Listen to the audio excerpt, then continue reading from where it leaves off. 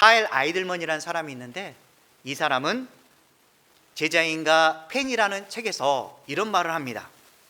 여러분은 예수님의 팬이 아니라 진정한 제자가 되십시오. 이렇게 말을 하는 것입니다.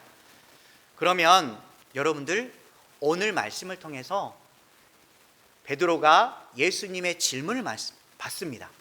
예수님의 질문에 과연 베드로가 어떤 대답을 했고, 우리가 진정한 제자의 삶이 무엇인가 오늘 말씀을 통해서 살펴보도록 하겠습니다.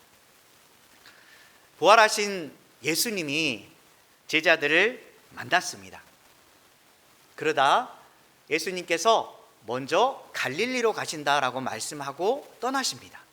그리고 제자들도 마찬가지로 갈릴리로 돌아가게 되는데, 이 제자들이 예수님을 만나려고 기다리는 동안에 자신이 생계를 위해서 물고기를 잡게 됩니다. 우리들도 아무리 예수님을 잘 믿고 주님의 백성으로 살아간다고 하지만 자신의 생업에 열심히 일을 해야 됩니다. 왜냐하면 주님께서 주신 일이기 때문에 나의 그 일에 대해서 감사하면서, 주님, 나에게 준 이 직장, 그리고 학생, 내가 해야 될 모든 일에 대해서 최선을 다하겠습니다 라는 심정으로 하루하루를 살기를 원하십니다. 마찬가지로 제자들도 예수님을 기다릴 때 물고기를 잡으러 나가는 것입니다. 그런데 이날 특별한 일은 밤새도록 열심히 일을 했지만 아무것도 잡지 못하는 것이었습니다. 그래도 어부들인데 열심히 그물을 던졌다면 한두 마리는 잡지 않을까라고 생각하는데, 그날따라서 너무너무 자신의 일이 되지 않는 것입니다. 그물을 오른쪽에 던지면 물고기들이 다 피해갑니다. 너무너무 신기하고 놀랍습니다. 그때 놀라운 일이 발생합니다. 어느 한 분의 목소리가 울려 퍼지는데, 그 목소리가 이런 말합니다. 그물을 배 오른편에 던지라고 합니다. 아니, 우리들은 어부고 특별한 어부의 능력을 가지고 있는데 아무리 던져도 물고기 한 마리도 못 잡는데 배 오른편에 던진다고 해서 물고기를 잡을 수 있을까라고 생각하고 안 들을 수도 있을지도 모르지만, 그들은 그 목소리에 청종하고 그대로 오른편에 던집니다. 어떤 일이 벌어졌을까요? 놀라운 일이 발생합니다. 기적적인 일이 발생합니다. 그 그물에 잡힌 숫자가 153. 여러분 한 번쯤 들어봤을 텐데 153마리가 잡히는 것입니다. 에이, 그거 별것 아닌데 라고 생각할 수 있지만, 그 당시에는 어마어마하게 큰 물고기의 양입니다. 그물이 찢어질 정도로 잡게 된 것입니다. 우연이야 라고 생각할 수 있지만, 하나님을 믿는 사람의 입장에서는 그것은 결코 우연이 아닙니다. 주님께서 말씀하실 때 그대로 내가 따르고 순종하면 이와 같은 기적이 임할 수 있는 것입니다. 여러분들 중에 믿음이 있는 사람들은 잘 알 겁니다. 주님 말에 순종하여서 내가 그대로 삶에 적용했더니 놀라운 기적과 같은 일이 생기기도 하는 것입니다. 그것을 체험해본 사람들은 알 것입니다.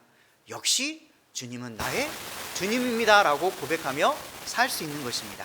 하지만 아직까지 예수님을 경험해보지 못한 사람들은 한번 예수님이 누구신가 한번 퀘스천 마크를 찍어보시고, 그분이 진짜 살아있다면 한번 기도해 보시고, 그리고 내 기도를 응답하시는가 응답하지 않는가 한번 여러분이 기도해 보시고 기다려 보시기 바랍니다. 주님은 여러분을 진심으로 사랑합니다. 어느 곳에 있든지 무엇을 하든지 간에 주님이 여러분을 기다리고 계십니다. 어떻게 하면 되냐면, 예수님 살아계시면 저에게 찾아와 주셔서 살아계시다라는 증표를 보여주십시오 라고 한번 기도해 보십시오. 그러자 예수님은 똑똑똑 두드리고 계시다가 그 문에 열고 들어갑니다. 우리 마음에 찾아와 주셔서 내가 너를 사랑하는 예수님이라 한다고 말씀하실 것입니다. 궁금하시다면 진짜 해보시기 바랍니다. 예수님은 우리의 구원주시오, 우리를 위해서 날마다 기다려주시는 분이십니다. 생업에 종사하다가 일이 뜻대로 되지 않을 때가 많습니다. 그럴 때마다 참 답답합니다. 공부한 여러분들도 공부할 때 보면 많이 지칩니다. 정말 이거 안 하고 싶은데 내가 여기까지 해야 되나? 너무너무 지치고 너무너무 힘겹지만 부모님이 자꾸 말합니다. 야, 공부해서 남주냐? 이런 말을 했을 때 힘든데 엄마 아빠는 왜 저래? 라고 속으로 아마 생각할지 모르지만, 여러분이 부모님의 말씀을 듣고 내가 그래 열심히 한번 해보자 라고 마음을 품는 순간 여러분의 생각이 바뀌고, 그리고 자신이 주어진 일에 대해서 최선을 다하게 됩니다. 생각이 여러분을 바꿀 수 있습니다. 그리고 믿음이 여러분의 인생을 바꿀 수가 있습니다. 여러분이 선택을 잘하면 하나님이 찾아와 주셔서 여러분의 마음을 움직여 주시고 인생의 진정한 기쁨을 맛볼 수 있도록 허락하시는 것입니다. 선택하십시오. 제자들처럼 예수님을 따르는 인생을 살 것인가, 아니면 내 원함대로 살아서 나는 즐거운 인생을 살다가 이 세상을 끝낼 거야 라고 여러분이 선택하는 겁니다. 오직 여러분의 진정한 기쁨의 선택은 여러분의 믿음에 달려 있습니다. 오늘 보면 예수님께서 이 제자들과 함께 이야기를 나누게 되는데, 제자들을 위해서 예수님께서 직접 조반을 마련하십니다. 불에 떡과 물고기를 올려놓고 사랑하는 제자들이 가까이 왔을 때 그들에게 먹을 것을 준비해 주는 것입니다. 얼마나 그들은 기쁠까요? 사랑하는 예수님이 직접 오셔가지고 나를 위해서 먹을 것을 챙겨준다. 여러분이 대통령이 만약에 이 자리에 온다면 너무너무 감지덕지할 것입니다. 와, 저 같은 분이 저런 분이 이렇게 오셔서 이곳에 앉아서 함께 예배도 드리고 나를 맞아주다니 너무너무 행복할 것입니다. 그런데 예수님은 만왕의 왕이요 우리의 모든 죄를 용서하시는 구주 되시는 그분이 사랑하는 제자들에게 먹을 것을 나눠준다고 생각한다면 얼마나 기쁘겠습니까? 이 자리에도 주님이 함께 계십니다. 지금 우리를 바라보시고 사랑하는 아들아 딸아 하면서 예배드리는 여러분을 바라보시며 나는 너를 항상 기다리고 있었단다. 그리고 네가 살아가는 인생 도중에 내가 너와 함께 했고 너를 늘 이끌어주기를 원한다라고 여러분에게 말씀할 것입니다. 그것을 믿으면 여러분의 인생은 변화될 수 있습니다. 제자들이 예수님을 만나서 다시 한번 자신의 인생을 바라보는 계기가 되는 것입니다. 예수님께서 특별히 한 사람에게 집중합니다. 그 사람은 바로 베드로입니다. 조반 먹은 후에 베드로에게 이런 질문합니다. 베드로야, 특별히 요한의 아들 시몬아, 내가 이 사람보다 나를 더 사랑하느냐? 라고 물어보십니다. 여러분에게 찾아와서 예수님이 사랑하는 딸아, 아들아, 네가 다른 이 사람들보다 나를 더 진정으로 사랑하느냐라고 묻는다면 여러분은 무슨 대답을 하시겠습니까? 베드로는 대답합니다. 주님은 저를 사랑하는 줄 주님은 아십니다. 주님 아시지 않습니까? 그런데 그의 마음속에 찔림이 있었습니다. 왜냐하면 예수님이 잡히시던 날에 그가 따라갔습니다. 멀리서 따라가다가 어느 한 사람이 베드로를 보자 말을 합니다. 너도 예수님을 따르는 그 제자가 아니냐? 내가 봤다 라고 말을 하자 그는 어떤 대답을 했을까요? 우리 같으면 야, 그래도 베드로는 믿음 좋은 사람인데 수제자인데 당연히 죽더라도 나는 예수님을 압니다 라고 고백할 건데, 그는 어떤 고백을 했냐면 나는 모릅니다. 자신도 죽을까 봐 거짓말하는 것입니다. 여러분도 만약에 이런 일이 벌어진다면, 칼과 총이 여러분 앞에 들이대지고 너 예수쟁이잖아, 예수 믿는 사람이잖아 라고 한다면 과연 여러분은 맞습니다, 저는 예수님을 믿는 제자입니다 라고 말할 수 있습니까? 여러분들 중에 나이 드신 분은 없지만 아마도 북한에 인생을 아는 사람들이 있을 겁니다. 그분들은, 그 잘못된 사람들은 예수 그리스도를 믿는 사람들을 죽이고 총살시키는 등 칼로 죽이는 등 너무너무 만왕의 일을, 좋지 않은 그런 일을 저질렀습니다. 그때 예수 그리스도를 믿는 사람들은 절대 부인하지 않았습니다. 칼 앞에, 총 앞에 나는 예수 그리스도를 믿는 사람입니다. 주님을 지금까지 믿어왔는데 이 한순간에 주님을 배신할 수 있겠습니까? 라고 악한 자들 앞에 끝까지 자신은 주님을 믿는 사람이다 라고 말을 하고 순교한 사람들이 있었습니다. 근데 우리는 요즘 주님의 사랑을 잊어가고 있는 것 같습니다. 내 원함대로 살고 싶고 많이 가지고 싶고 세상 사람들에게 인정받고 싶은 그런 마음속에 지금 그리스도인들이 살아가고 있습니다. 저도 마찬가지로 주님을 진심으로 믿는다고 하면서 다른 사람에게 인정받는 목회자, 많은 수를 채워서 큰 교회를 이루려고 하는 그런 어리석은 마음이 저 안에도 있습니다. 하지만 우리가 진정으로 추구해야 될 것은 한 사람 한 사람이라도 소중히 여기고 나 같은 죄인을 살려주신 예수 그리스도를 생각하면서 나는 오늘도 주님을 위해서 죽겠습니다라는 그 심정으로 살아가는 사람이 진짜 그리스도인입니다. 여러분이 진심으로 주님을 믿었다면 이러한 각오로 오늘 하루하루를 살아가야 됩니다. 그렇지 않으면 세상의 말에 물들기 시작합니다. 그래서 자신의 욕심에 빠지게 되고 떵떵거리며 인생을 살다가 마지막까지 화려한 인생을 살다가 죽는 인생을 살기로 원하는 어리석은 자의 모습을 우리가 가지게 되는 것입니다. 주님은 말씀합니다. 살아도 주를 위해, 죽어도 주를 위해. 이러한 각오로 살아야지만이 내가 세상에서 흔들리지 않고 믿음의 사람으로서 오늘 하루도 살아갈 수 있는 것입니다.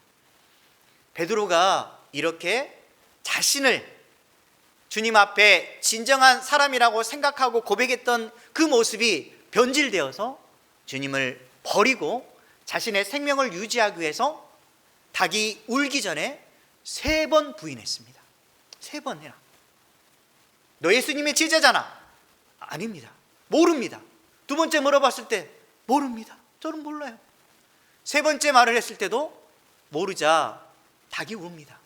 그때 베드로의 심정은 찢어질 듯 아팠습니다. 예수님께서 이미 네가 닭이 울기 전에 3번 나를 부인하리라라고 말을 했던 것이 기억났기 때문에 너무너무 부끄러워서 마음이 아파서 눈물을 흘렸습니다. 그럴 땐 그가 예수님이 다시 찾아와서 베드로야 네가 나를 사랑하느냐? 라고 3번 질문합니다. 그가 말을 하면서 찔림이 있었지만 3번째 대답하는 순간 그의 마음에 깨달음이 있습니다. 아, 주님께서 나를 진심으로 사랑하시구나. 왜 3번이나 물을까라는 마음에 대답을 확신하기 시작합니다. 자신의 짊어졌던 그 마음의 짐이 이제 가벼워지기 시작하고 마지막 순간에 비록 두려웠지만 내가 주님을 사랑하는 줄 주님께서 아십니다 라고 고백하는 그 순간 예수님께서 내 양을 먹이라, 내 양을 치라, 내 양을 먹이라 라고 말씀합니다. 여기서 내 양을 치라는 말은 영어로 하면 take care of입니다. 돌보라 라는 말입니다. 내 양이라고 하는 것은 목사의 양이 아닙니다. 예수님의 양을 먹이는 겁니다. 절대 착각해서는 안 됩니다. 주님의 양을 내가 주님의 원하는 그 사람으로 케어하는 것입니다. 그래서 오히려 주님을 돌보는 사람은 낮아짐의 자리에 서고 어떻게 해서든 한 영혼을 살리기 위해서 나의 모든 것을 던지는 인생을 살아가는 것입니다. 요즘에 제가 너무 부끄러운 것은 목회자들 중에 이런 모습을 가지는 것이 아니라 자신의 이름을 내세우려고 부끄러운 자리에 선 사람들이 있는데 그것은 결코 옳지 않습니다. 주님의 양을 돌보는 사람은 자신이 기꺼이 그 양을 위해서 죽을 수 있는 사람이 진짜 목자입니다. 그래서 진짜 목자는 바로 예수 그리스도입니다. 여러분들도 예수님의 양이지만 세상에 나가면 예수님의 양을 돌보는 사람입니다. 그래서 밖에 나가면 그 양을 바라보는 순간 한 영혼을 살리기 위해서 자신을 내어 던지고 그 영가 사랑하는 양을 위해서 자신이 섬기는 자리에 서는 것입니다. 여러분, 여기 있는 성도 중에 그런 마음을 가진 분이 있는 것 같습니다. 어떻게 해서든 한 영혼을 귀하게 여기고 다른 영혼을 살리기 위해서 자신의 모습은 내어 던지고 기꺼이 그 생명을 위해서 자신이 희생하는 그 아름다운 마음, 누가 아실까요? 주님은 아십니다. 마지막 순간에 주님께서 말씀하신 겁니다. 네가 이 땅에서 충성하였은즉 주인의 즐거움에 참여할지어다 라고 주님께서 말씀하신 겁니다. 지금 베드로는 예수님의 마음을 알기 시작합니다. 그래서 예수님을 바라보는 순간 과거의 죄가 다 사라지고 주님을 향한 믿음이 다시 한번 불일듯 일어나면서 자신의 마음의 상처가 회복되기 시작합니다. 나 같은 죄인을 살리신 주님 감사합니다. 그리고 사랑합니다. 여러분은 어떨까요? 과거의 상처나 아픔으로부터 자유롭습니까? 어렸을 때부터 쭉 커오면서 분명히 좋지 않은 일도 있었을 겁니다. 누군가 만나면서 뜻대로 되지 않고 다른 사람에 의해서 배신을 당하고 무시하는 사람으로 인하여 마음의 상처를 받고 힘겨운 인생을 아마도 살았을 겁니다. 아무리 인생에서 잘 나간 사람도 인생에 어려움이 없는 사람은 없습니다. 여러분의 그 아픔과 상처는 사람이 결코 치료할 수 없습니다. 아무리 가까운 사람이라 할지라도 내 마음을 알아주는 사람은 단 한 명도 없습니다. 반드시 기억해야 될 것은 나의 아픔과 마음의 상처는 오직 예수 그리스도만이 치료할 수 있다는 사실, 그분께 한번 여러분이 내어 던지시기 바랍니다. 그러면 여러분의 과거의 죄와 멍해로부터 주님이 자유롭게 해주시고 자유함을 누릴 수 있도록 여러분의 인생을 반드시 책임져 주실 것입니다. 갈라디아서 5장 1절 말씀 함께 읽겠습니다. 그리스도께서 우리를 자유롭게 하려고 자유를 주셨으니 그러므로 굳건하게 서서 다시는 종의 멍에를 매지 말라. 주님께서 이 땅에 오신 이유는 나 같은 죄인을 살리시기 위해서 우리의 죄를 위하여 십자가에 못 박혀 돌아가셨습니다. 나의 죄 때문에. 그리고 그 그리스도를 믿는 자에게 진정한 자유함을 주시려고 이 땅에 오셨습니다. 혹시나 여러분 중에 과거에 살았던 모습 때문에 마음의 아픔이 있습니까? 나 같은 죄인이 예수 그리스도를 믿을 수 있을까? 나는 술도 좋아하고 담배도 좋아하고 내 원하는 대로 살고 싶은데 내가 과연 하나님을 믿을 수 있을까라고 생각이 드는데 두려워하지 마십시오. 술을 마셨든 담배를 피웠든 세상의 일에 종속되었든 오늘 이후로부터가 중요합니다.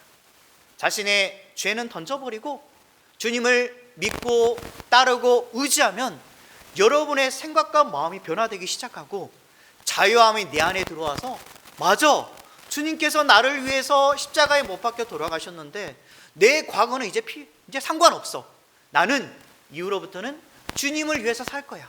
주님께서 나와 함께 해주시고 앞으로의 길을 열어주시고 내 마지막 최종 종착지는 바로 하나님 나라야.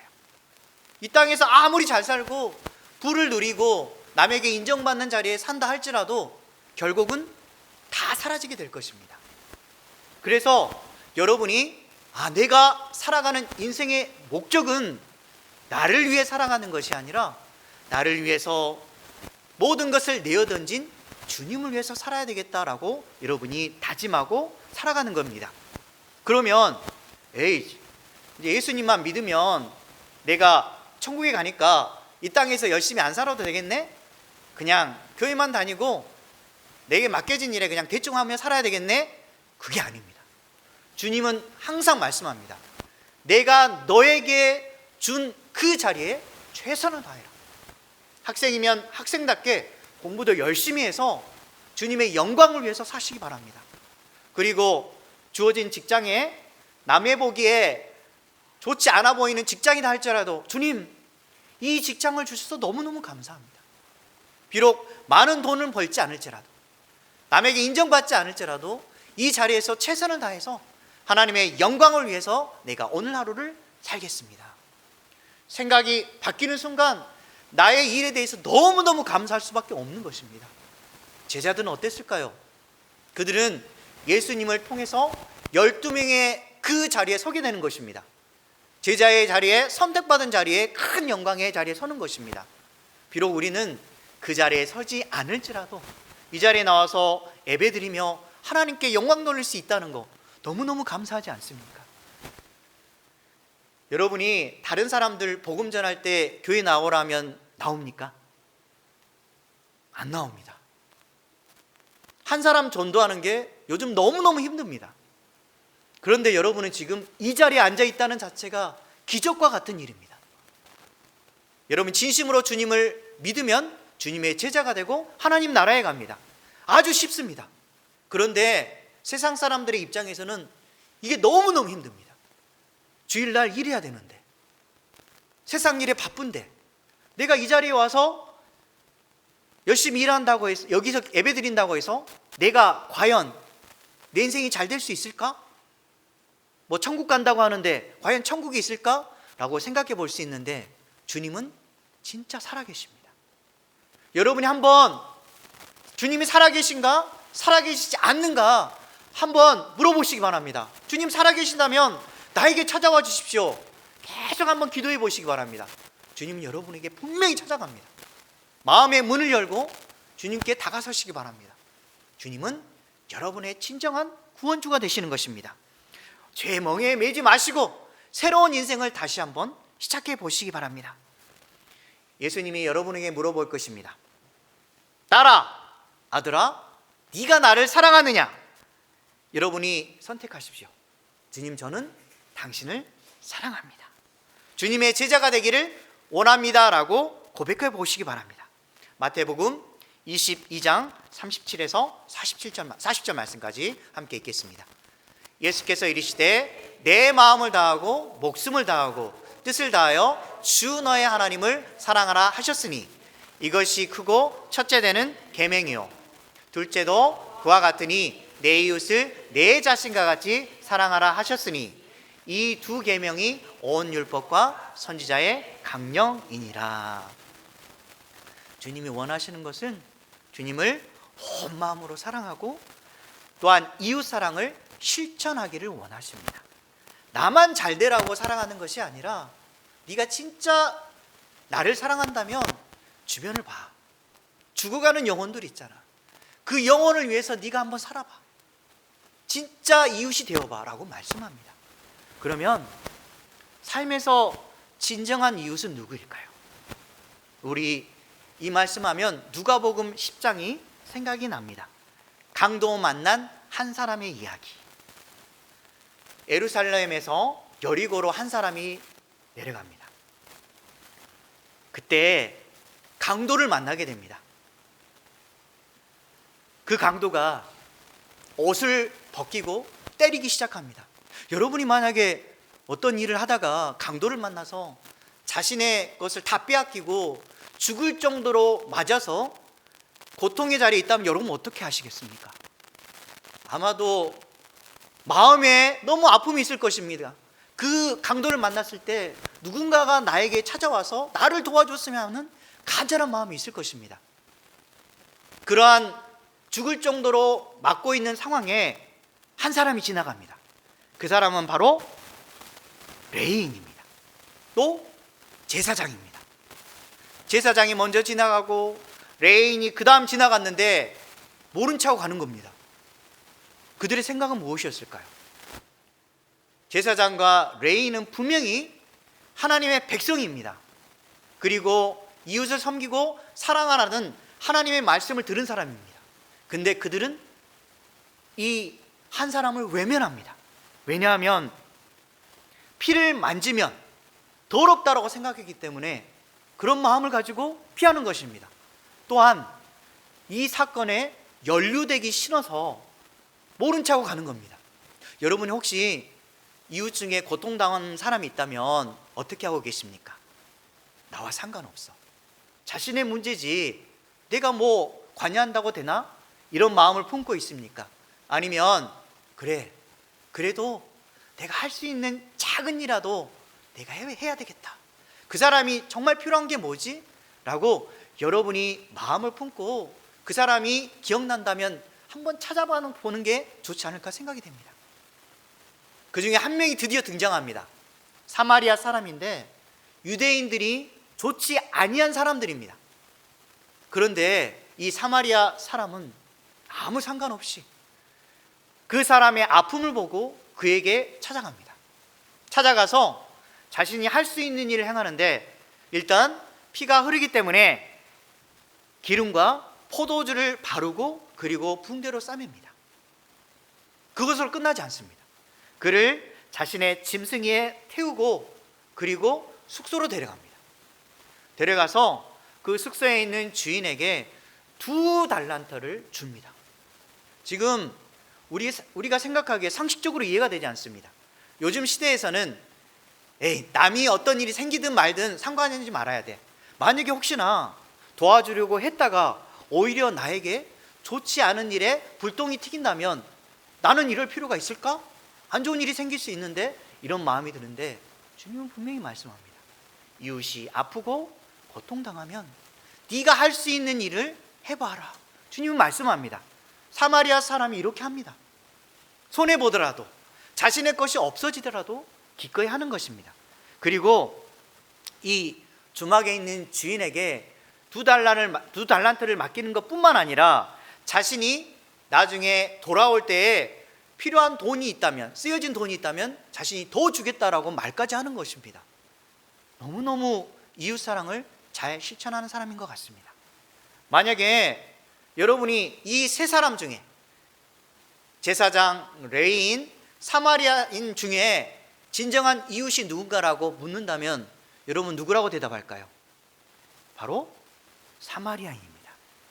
유다인들이 더럽다고 생각했던 그 사람. 누가복음 10장 36절에서 37절 말씀 함께 읽겠습니다. 내 생각에는 이 세 사람 중에 누가 강도 만난 자의 이웃이 되겠느냐? 이르되 자비를 베푼 자니이다. 예수께서 이르시되 가서 너도 이와 같이 하라 하시니라. 예수님께서 뭐라 말씀하십니까? 가서 너도 이와 같이 하라라고 말씀합니다. 진정한 이웃은 말로만 하는 사람이 아닙니다. 여러분 친구들 중에 학교 다니는 친구들이 있는데 혹시나 공부하다가 힘든 친구가 있다면 따뜻한 말 한마디 한번 해보십시오. 친구야, 참 공부하느라고 힘들지, 나도 힘들긴 해. 하지만 우리 학교 생활하면서 열심히 한번 지내보자, 잘해보자. 그리고 여기 있는 직장인 중에 직장 다니면서 일이 버거울 때 나만 일한다라고 투정 부리지 마시고 옆에 사람을 보면서 사랑하는 마음으로, 물론 내가 힘들지만 그래도 챙겨주는 마음으로 이웃 사람에게 참 힘드시죠? 저도 참 힘들지만 우리 이 직장에서 성실한 마음으로 함께 잘했으면 좋겠습니다. 서로 화이팅하면서 사랑하는 사람이 진짜 믿음의 사람이 아닐까요? 투정하고 불평하고 왜 나만 열심히 일해야 될까라는 것이 아니라 주님 이 자리를 주셔서 감사합니다. 그리고 비록 힘들지만 주변에 있는 사람들과 열심히 일할 수 있도록 주님 허락해 주셔서 감사합니다라는 그 마음으로 실천의 자리에 섰을 때 주님이 진심으로 기뻐하는 것입니다. 교회에서도 마찬가지로 내가 작은 일을 했을 때, 주님의 작은 일에 충성했을 때 주님이 너무너무 기뻐합니다. 예배에 일찍 나와서 기도하는 그 자리에 섰을 때 주님이 기뻐하고, 예배 시간 겨우 맞춰서 나오는 게 아니라 준비된 마음으로 하나님, 제가 비록 아직 교회에서 봉사하고 있지는 않지만 그래도 주님을 사랑하고 찬양하고 또한 주님께 영광 돌리고 싶은 마음이 있습니다. 이게 바로 진짜 중요한 마음입니다. 봉사라는 게 큰 것이 아닙니다. 먼저 내 마음부터 깨끗하게 주님께 준비된 마음으로 드려졌을 때 주님이 기뻐하고, 또 내가 믿음이 더 커가면 내가 주님을 위해서 할 수 있는 게 무엇이지? 라고 생각해 보면서 가정에서부터 시작해서 사랑하는 아내가 있다면 아내가 너무너무 힘든다면 설거지도 해줄 줄 알고, 그리고 아내를 위해서 내가 할 수 있는 게 무엇일까라고 생각해 보면서 작은 일부터 실천하시기 바랍니다. 마찬가지로 아내도 남편을 진심으로 주님이 하듯 섬기면서 남편을 위해서 내가 할 수 있는 게 무엇이지? 작은 일부터 시작해서 최선을 다하고, 이게 자녀들도 있는데 내가 자녀를 위해서 내가 뭘 할 수 있을까? 우리 자녀가 공부하느라고 많이 지쳐 있는데 위로해주고, 그리고 따뜻한 말을 통해서 자녀가 힘을 얻을 수 있도록 내가 최선을 다해야지라는 그 마음이 서로 통했을 때 그 가정이 믿음의 가정이 되는 것입니다. 공부도 물론 중요합니다. 하지만 먼저 자녀의 마음을 이해하고, 자녀는 부모님의 마음을 이해하고, 어떻게 해서든 믿음의 가정을 이루기 위해서 자신을 낮추고 섬기는 자리에서는 저와 여러분 되시기 바랍니다. 이게 진정한 이웃입니다. 예수님께서 베드로에게 마지막으로 이야기를 합니다. 그것은 죽음에 대해서 이야기를 합니다.